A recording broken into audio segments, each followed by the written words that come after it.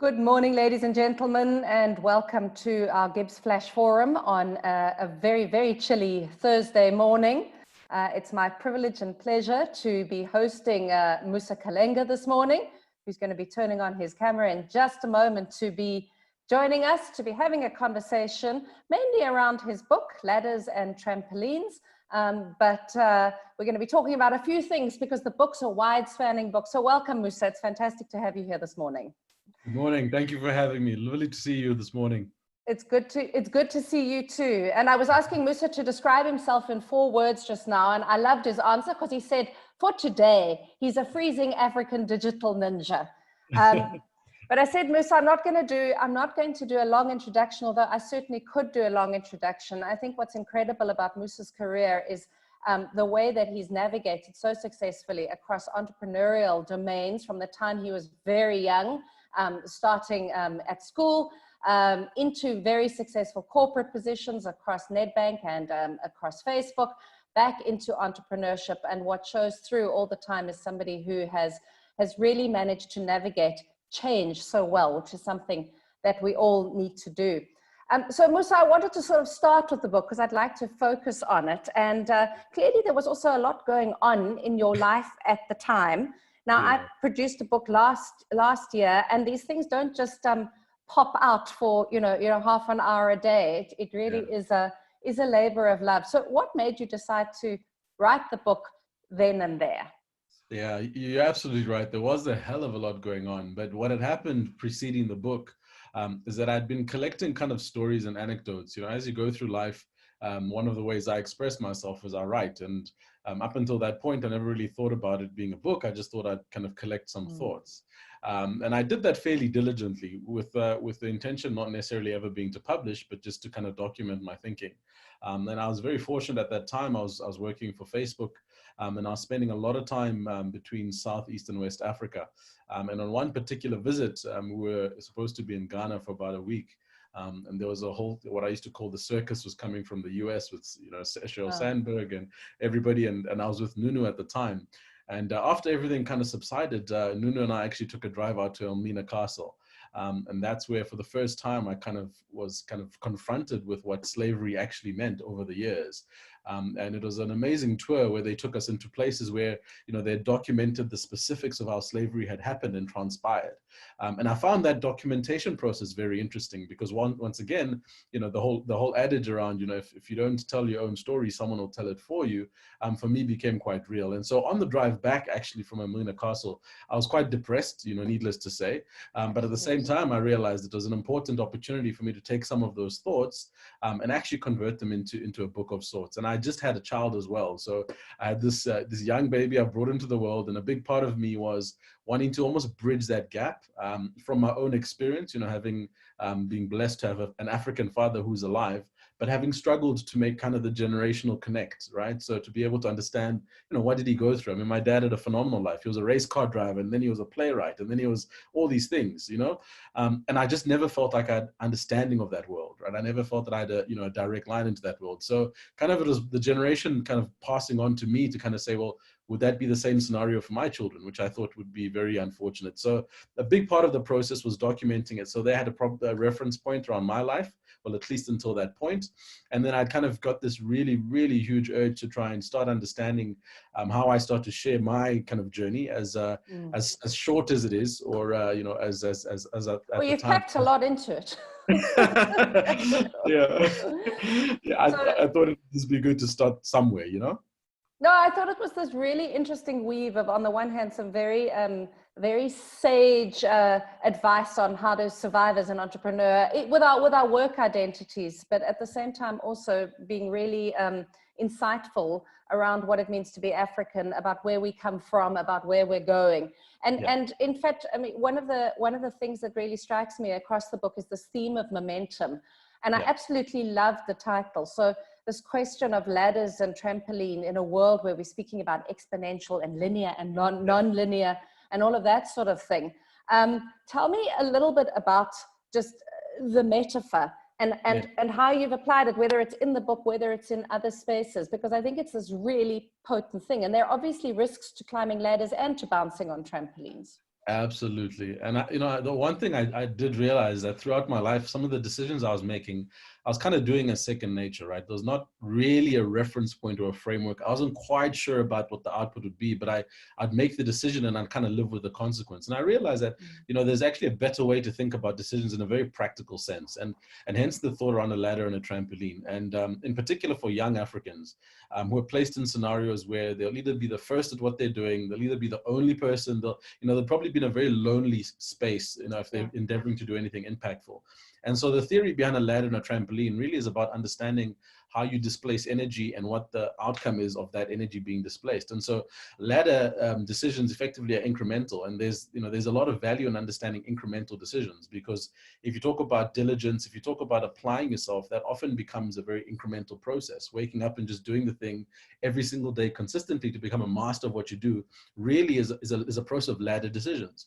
And those ladder decisions tend to take a long period of time to achieve big impact, but when they do, it kind of changes everything forever.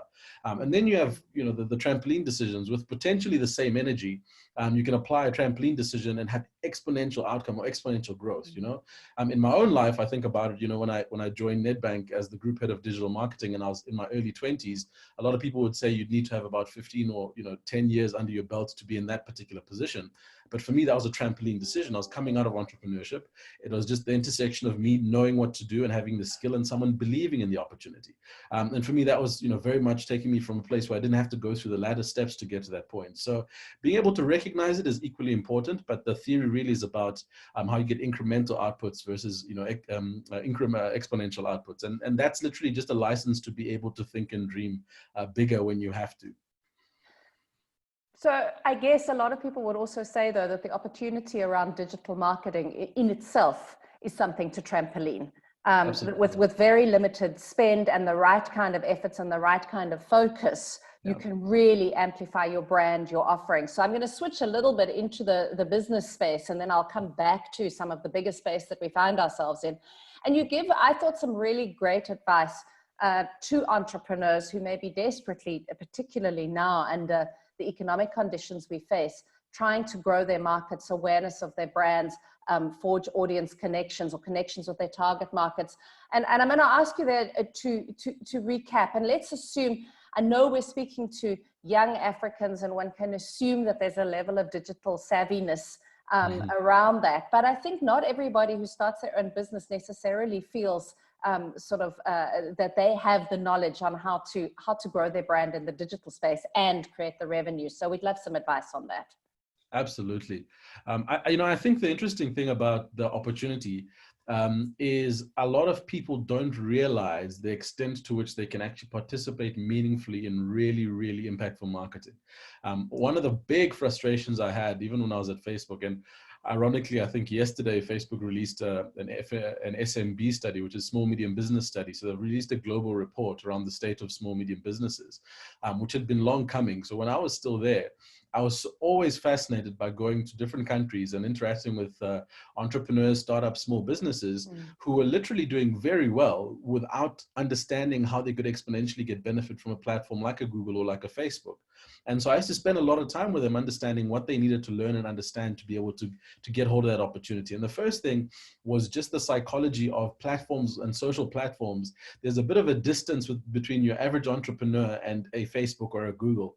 There's an unspoken, it's that thing, and then it is my business. There isn't an understanding that they integrate.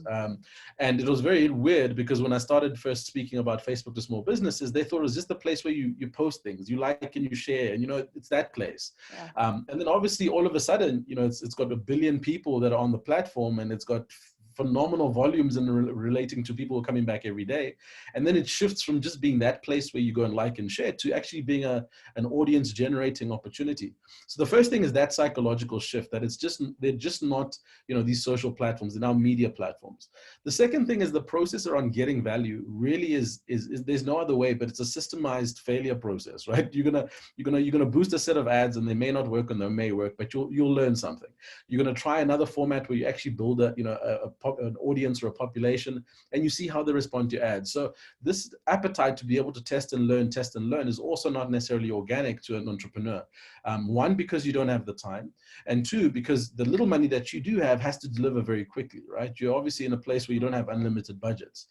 But every single success story around adopting these platforms has been, 50 Rand ad spend today, and let's see what happens. 100 Rand next week, let's see what happens.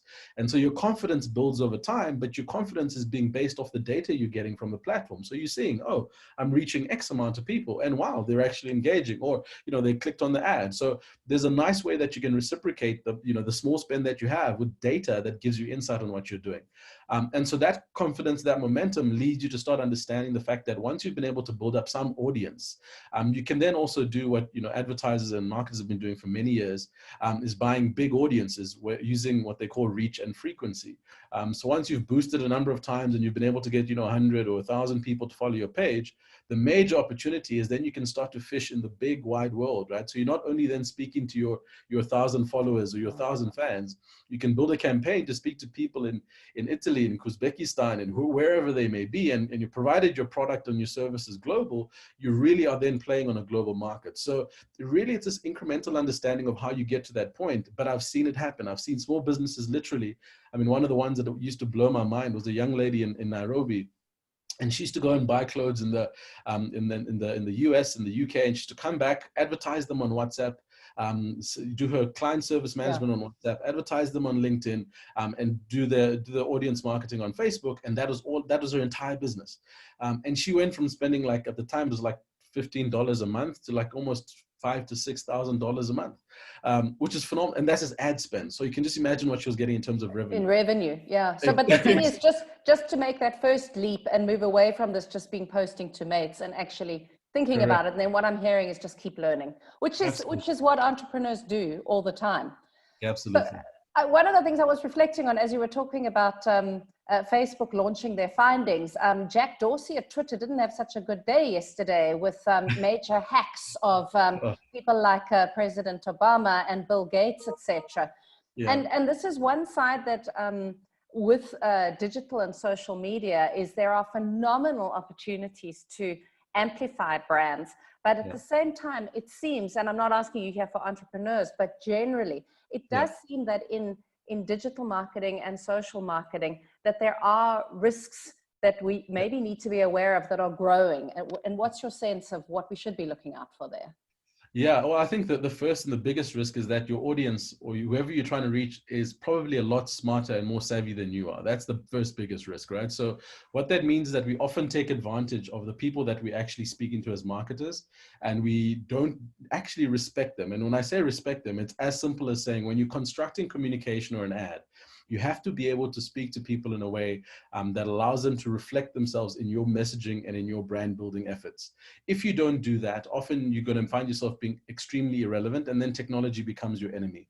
The second thing is that a lot of these audiences, especially the younger ones, generation, I'm still kind of millennial, but if you look at Generation Z and Alpha generation, those guys are on another level when it comes to understanding how this technology works. You probably would have seen what recently happened with the Trump campaign, where Trump launched an online campaign, and he wanted to launch an app, and Generation Z and the beta generation effectively all went to these platforms. Number one, they started uploading really negative reviews in the app stores, so they effectively drove down the credibility. The second thing is they all started spamming, literally spamming the president of the United States, because they knew the power of content generation and moving in unison to be able to achieve a goal. So please God, they also walk and vote. They need to vote as well. Exactly. Let's hope they fulfill on that, right? But that level of understanding, I would probably put it, is probably higher than the average marketer in terms of knowing what you need to do to be able to drive a movement, right? So if that's the kind of person you're communicating to, that means that you really have to step up your efforts and make sure that you're respectful in the way you go about speaking to them. We have this big challenge in the African context, of the age-old, dancing commercials with, that being the only thing that connects to, African consumers. And so a big part of that is just, not being able to understand and getting the insights to be able to drive really powerful creative. So I think you're right. I think it's really important for us to know that there's the underbelly. But once again, we have to empower ourselves. We have to start learning and understanding how these things work to be able to avoid those risks. And I guess also if you have an organization with a sense of purpose that people buy into, you'll buy yourself a little bit of forgiveness, but you've got to be authentic, as you say, with these, younger, very digital savvy consumers. If you come across as being hypocritical in any way, there we go. Sogren's pulling us the Trump things. Sogren, you slow, hey, today. I mean, if you were truly this generation, you would have had it up. Okay, Sogren's going. So Musa, I'm going to move here, and of course, maybe that's why Trump doesn't like TikTok as well, because it's the TikTok teens. I'm gonna move into the domain of corporates, and one of the things that struck me is when I was reading the book, the first thing must have been this transition from running your own business into going to work for. Look, Facebook may be different, and Nedbank was going through a major change at that point. But if we look at the world of marketing in corporates, it can be pretty staid, can be pretty stuck. Maybe some of the current circumstances are leading us to become unstuck.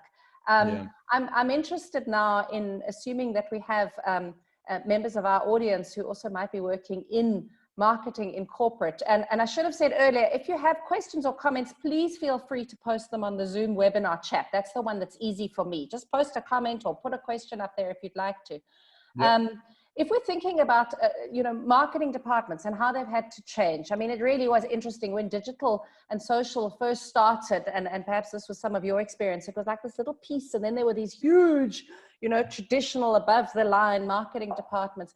But if marketing departments and marketing is to be increasingly relevant, and I think really here, marketing has to trampoline. It cannot climb ladders. What's your advice to people who are working in marketing and also their agencies, this marketing network, to actually trampoline into the way that marketing needs to be going forward? Yeah, I think that's a really valid observation. And my view is that kind of marketing, for me anyway, it's kind of come full circle. When I first started studying, my intention was to move into actuarial science, actually. So I was intending to become quite technical and mathematical about my approach. But this tension I have between my left brain and right brain didn't quite allow me. But what has happened is that it's come full circle. I believe that the trampoline that is marketing is that marketers need to start appreciating and understanding the more quantitative components to being able to understand the impact of the marketing function. I think for the longest time, unfortunately, marketing started getting renegated to the space where you're effectively just about, golf days and then CI and fancy colors and the gifts and that kind of thing. And I think marketers allowed that to happen over a long period of time. But the big opportunity now is that marketing has to start repositioning itself to start driving conversations. The simple reality is that consumers are still consumers and consumers are still people. And the best placed people to understand people are marketers in the context of business. In South Africa, I think the gift and the curse of the way the economy is set up is that it's run by a lot of chartered accountants, very numerical people. And they tend to bring a lot of other numerical people around the table to be able to solve for problems, even creative problems. And so marketers have to start understanding what that means, the analysis that goes into making decisions, the impact that you measure from a business perspective, et cetera, to regain, I think, their seat at the table. And the second thing is that's not to the sacrifice of creativity, because often people say it's kind of, it's ones and zeros, and it's not. It's just being able to speak in a very different language to be able to understand what drives commerce, but being able to use the creative principles that were always the thing that created excitement, brand engagement, the love, to be able to validate that. Because in the world that we're in now, the data is absolutely available. In the world that we're in now, the information is absolutely available. So there really isn't much of an excuse as to why we can't make that trampoline, as you've said. And I just think it's about a change in mindset. And I think younger marketers, although they're more intuitive to kind of the digital reality, have to develop that muscle from an early stage. Because the other risk with a lot of information and a lot of data is that you kind of don't know where to start. It just becomes a whole bunch of information and it means nothing. And so the ability to glean insights, to glean strategy really become where I think marketers can start to have an amazing opportunity in the corporate context. Yeah, as you're speaking, I was also just thinking this sort of partnership between finance, between the CAs. I think it's actually a huge relief for finance in a sense that they are now where marketing was seen as we're investing, and all of these famous quotes about 50% works. We don't know which 50%. You really can see now. So part of it is even, I guess, what I take from what you're saying is that even if a marketer feels that inherently they're not quantitative, this opportunity to form a partnership with Yeah. the investment arm of the organization and be able to show those results and educate them on that. Because I think often, in my experience, the finance are sort of, marketing is seen, and marketers have liked it that way, as this mysterious black box where you can't possibly get a view into the box. Yeah. So we've got some work to do in our organizations. Yeah. You know, we've spoken about business, we've spoken about small business, large business. I want to move now to a part of your identity that shines through the book, and that is as a passionate African who wants to see the continent take the place that it deserves, get the attention that it deserves on the global stage, and also be able to come proudly with an African identity. And I mean, one of the curses, obviously, of our country, but also of our continent, is around inequality, is around poverty, the legacies that we face. And of course, on one hand, I always say in this Zoom world, you and I and the whole, our audience today are all in the same space, as different as our circumstances may be. But it goes without saying that for the 50 odd people who are here right now, from an access perspective, when it comes to digital, there are millions of Africans who can't access this. And to me, if we're going to trampoline well-being for the continent, we have to change that digital divide.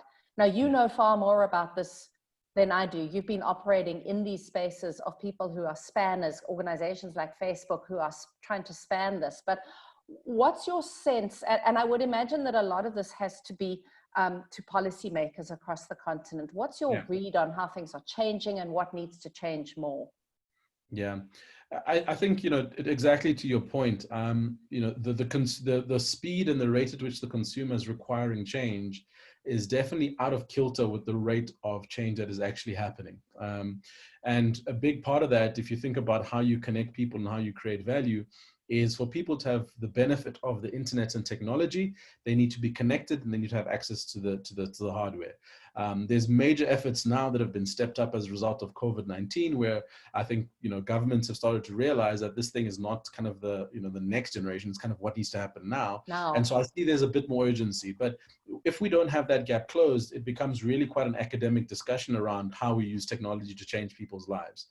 It goes without saying that if you add that component to anybody, whether they're living in rural Lusaka, Zambia, or whether they're living in Johannesburg, there's a level of equalization that you bring, which very few other technologies have ever been able to do in the history of time, right? So access to opportunity, access to information, the democratization of knowledge, all of that is as a result of being able to provide connectivity and then the technology that it connects to. So I've really struggled to look around and find any other way that we're going to be able to, at even a minimum, try and kind of bring those levels of competition to the same point. And for as long as we don't have that as our ambition, it's going to be always unequal. It's always going to be imbalanced. So the clarion call, really, as you've put it, is for the government, the policymakers, the people who have to accelerate this kind of thing, to take very seriously the impact of not doing it on human life. We're actually creating exponential gaps between not only income classes, but across generations if we don't do it.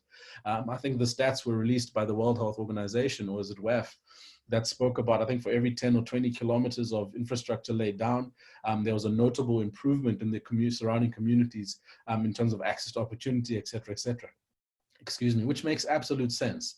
And so for me, I think being African and being an African living in Africa and having had the privilege of traveling around the world, I see the definite difference in the Africans that have been exposed to technology, and not only just connectivity, just technology as a whole, when it starts to being able to put them in a bowl with other, you know, young people from across the world. There's one young man I'll reference, his name is Sisakelo Dlamini, amazing. He's an engineer, he's from Swaziland, and he's been playing with technology since he was in his early teens. He now is going to be an analyst for one of the big United States firms. And he was saying to me when he went there for his initial initiation and orientation, and he was now with the guys from Singapore, from China, from the US, from all over the world, he felt that there was a level of equalization to a certain extent, because there wasn't any blind spots he felt he had in relation to the people that he was with. And the only reason why that was the case is that because he had access and connectivity to the internet, right? And he comes from Swaziland, which, is not the biggest metropolitan in the continent. Sure. But he felt that because he's been connected for such a long time, he could actually compete on the same level. And then the second thing around economic freedom is just the belief in self-value. I actually was having this debate last night on one of the WhatsApp groups I'm part of. And they were like, well, what does economic freedom look like? Like, tell us what, where's the picture? Show us the model. And for me, I was like, well, let's look at the step before economic freedom, right? Let's talk about what it's going to take to get everybody to the point where they believe in the value that they have and they believe in contributing to creating new value, right? That's the starting point. If you can start there, then economic freedom becomes a byproduct of that. But that notion around getting young people to believe in their own value and believe in the principle of value creation is something which I think we're lagging quite far behind. Without going into the challenges with our education system, I don't think we have, enough systemized ways we're putting young people into environments where they can figure that out earlier. Entrepreneurship is but one of the ways. And I always say, not everybody's an entrepreneur, but the sooner you give yourself the opportunity to try it, the better.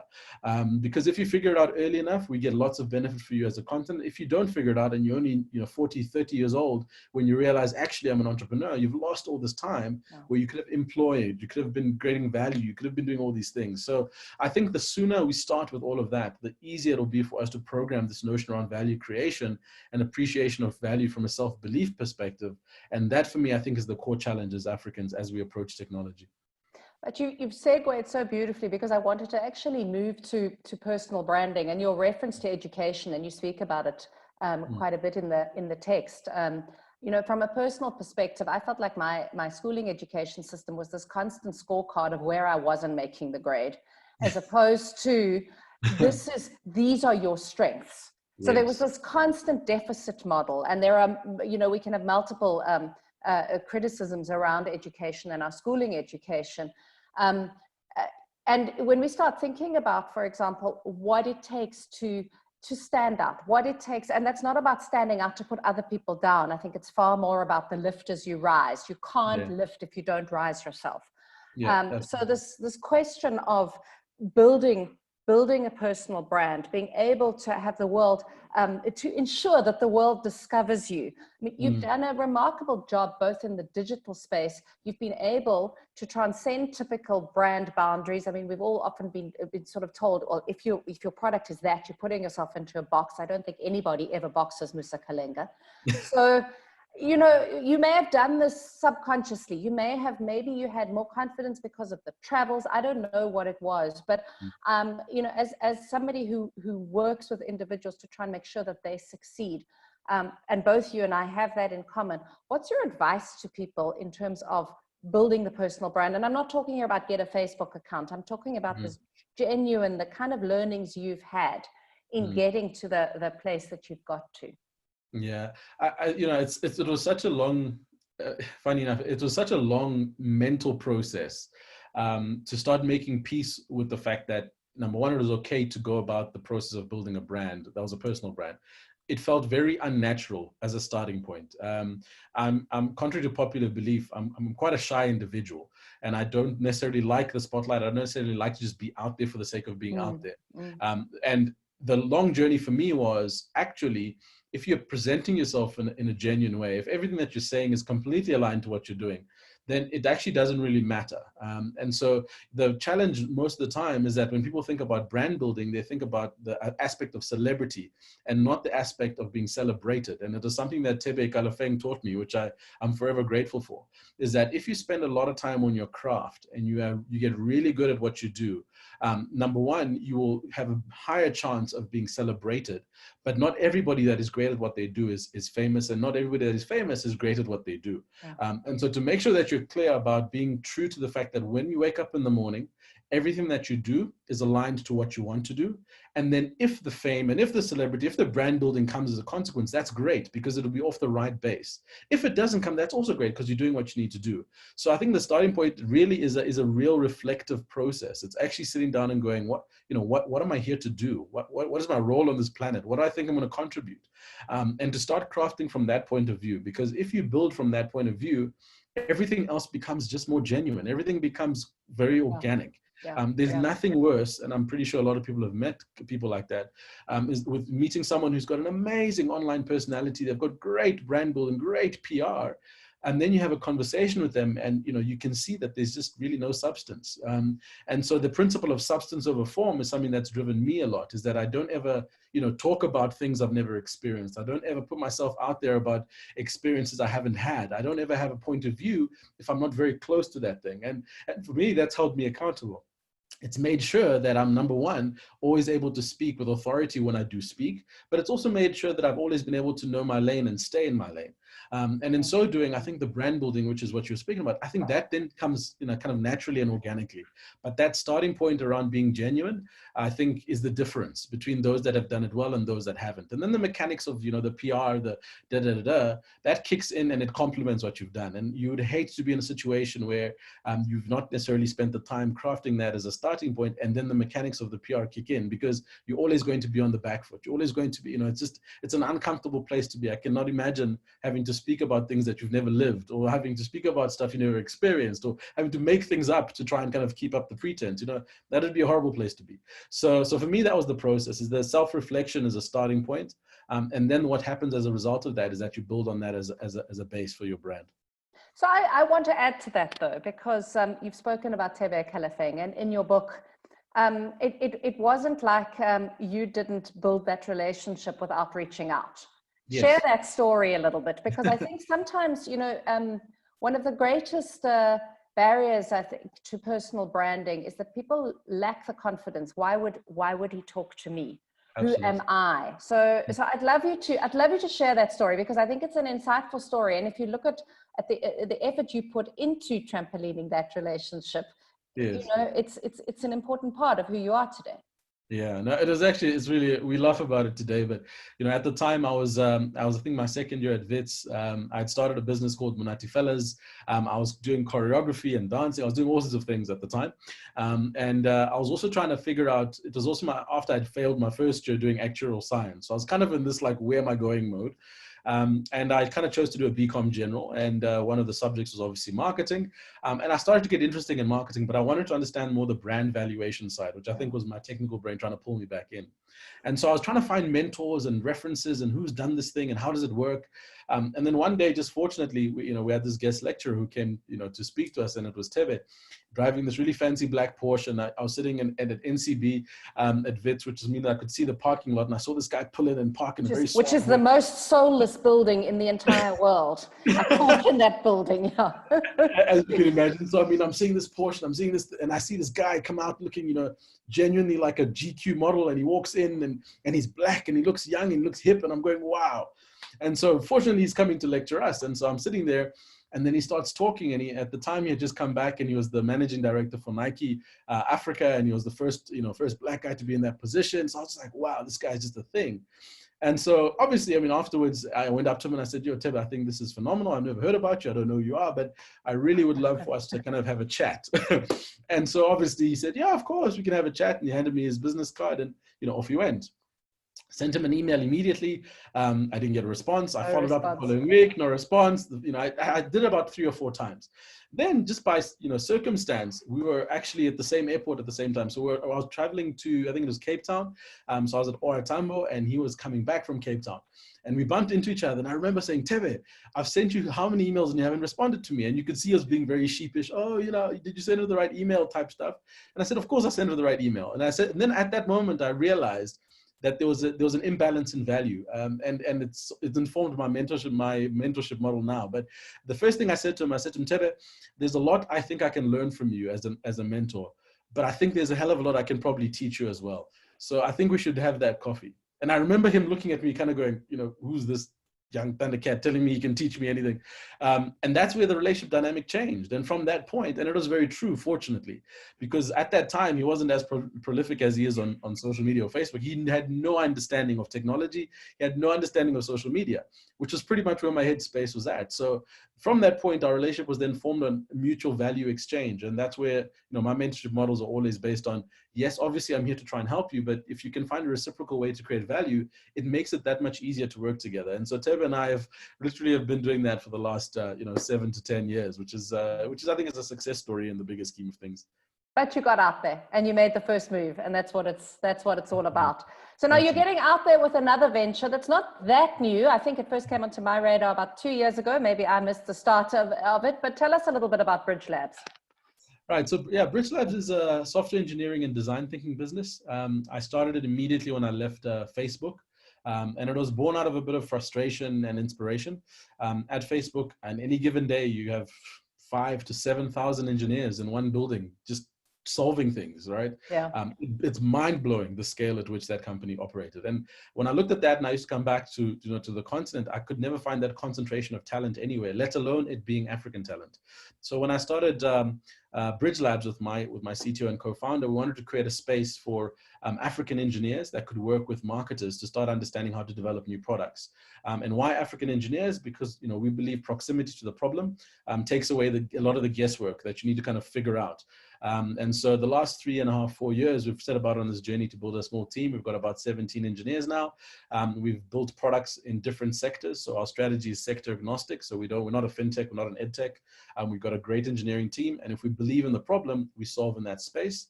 And we partner with companies that are either thought leaders in that space with no technology, or feel like they can innovate to be able to create new products with them. So that's effectively what Bridge Labs does. Exciting, very exciting, and changing that space of the role that we play going forward. So of course, one of the things is it's all very well controlling the trampoline, but this little microscopic virus called COVID has come and bounced us. We are not trampolining, we have been trampolined. And I think particularly now, both for the world, but also South Africa's in a very difficult spot right now. And it doesn't help that it's cold. Spring is on its way, but it really doesn't help that it's cold. I mean, on one hand, we can be overwhelmed. And when I speak to colleagues, there is this sort of sense sometimes of this is just too heavy. What comes through to me very importantly from your book is this question of mindset, is this question of how we frame, is this question of how we think. What's your advice to everybody here today around sense making and how we use this trampolining actually for positive, that we can actually see ourselves moving to a better place? Yeah. Look, I mean, without being too optimistic, I think the reality is the reality, and it's going to be a very difficult time, and it has been a difficult time for many businesses. I think from a mental perspective, one of the things I did as a knee-jerk reaction is I went, in the first 2 weeks of lockdown, I took out all the journals. I journal, so I keep notes of a lot of things, and I took out all the journals that I could find. And I just kind of read through them. And it was for me a very cathartic process to realize that there have been very specific moments along my journey where it felt like it was like all or nothing, right? This is going to be the end. And I reflect on it and I kind of go, in that moment, I must have felt like I had no other option, but I'm actually here and I'm alive and I'm okay. And having read through that a few times and seen that actually there is a light at the end of the tunnel, gave me kind of that feeling of, okay, you know what, it's bad, but it'll get better. The second thing is there's a reality to being a human being. There's a reason why we've gone on to become the top of the food chain, is that, the human resilience is underrated many, many times. If you think about the book that Yuval Harari wrote called Sapiens, he speaks about why we've become so resilient. He speaks about the fact that we can create common language to be able to exchange ideas and to be able to collaborate. He speaks about the fact that we can create either common enemies or common threats. He speaks about a way that we can come together to be able to kind of build humanity's resilience. And I think COVID-19 is another one of those examples. Now, absolutely, there's going to be people that are left on the side. Absolutely, there's going to be casualties. But by and large, be reassured that we will definitely survive. And the form and function which we come out on the other side has to be different to the form and function we are now. And if you embrace that and you make peace with it, one of the models I've built is about just the mental resolve. Just make peace. Like you can't keep fighting. Every morning when you wake up, you can't keep going, oh, geez, I can't wait for it to go back to how it used to be. Now, best case scenario, it goes back to 10% of what it used to be. That's great. But the 90% is a new reality. So that aspect of just making peace and almost letting go, they have those ceremonies sometimes where you release the balloons. Just do that. Let the balloons go, burn the boats, and start going in a different direction. Now, that muscle is not natural to organizations. That muscle is sometimes unnatural to people, but it's how we are going to survive. So for small businesses that are going through tough times, yes, we've got all the language around pivoting and all that, but as an entrepreneur and as a leader, just put one step in front of the other, because there's a lot of people that are looking to you to not show up as flustered, to not show up as, not having a way to work through things. Be honest with where you're at. Try and at least wear your heart on your sleeve, which I know doesn't come naturally for a lot of leaders. But saying that you don't know is also okay, which I've had to do many times. But, we still wake up and we still do the same thing. So I think maintain a level head. In the background, I think it is important to be onboarding information, read a lot, get a lot more insight, connect with people. I know we can do it, virtually. That aspect, that engine room has to keep running. But I think how you present yourself is not as a person that's flustered. And hopefully, as I said, you can make sure that either you pivot now or you figure out how to get efficiencies to make your business work better. But we will get through it, and not without some scars, but we will definitely get through it. Well, I think if anybody's showcasing the attitude, it's you. And Musa, thank you. It's been an absolute pleasure and privilege to spend some time with you this morning. We've had a couple of comments, people saying that they've valued it. Milton, Armin reaching out. So thank you for joining us today, taking some time. It's lovely, as always, to host one of our alums back here. We watch what you do with great passion and pride. And we will be seeing you on the road as we all move forward, and prosperity is there. It's just ours to discover. So thank you also to the audience for joining us, and Musa, go well and prosper and stay warm. Thanks, Nicola. Lovely to chat to you, and all of you take care. Thank you. Bye-bye, everybody. Cheers.